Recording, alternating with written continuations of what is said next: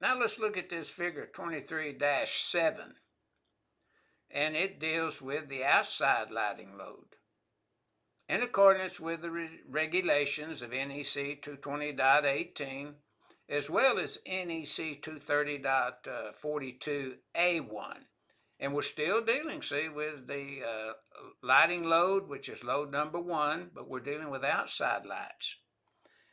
And they're all continuous. They could burn for 3 hours or more in accordance with Article 100. But the luminaires, we have 50 of these such units outside for security, parking lot lighting, for people to exit a building maybe and walk out to their car in the parking lot. We have 120 VA each.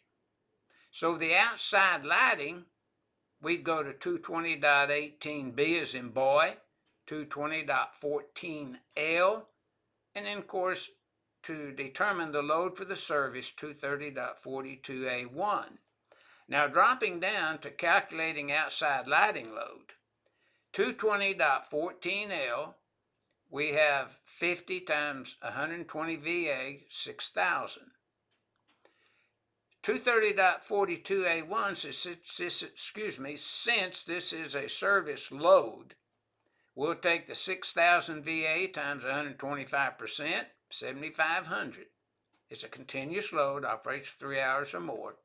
So the solution is the outside lighting load to tack on to sizing the service conductors would be 7,500 VA, and that's exactly what this figure 23-7 is illustrating to the designer or contractor or installer of outside lighting loads in a parking lot or outside of a facility.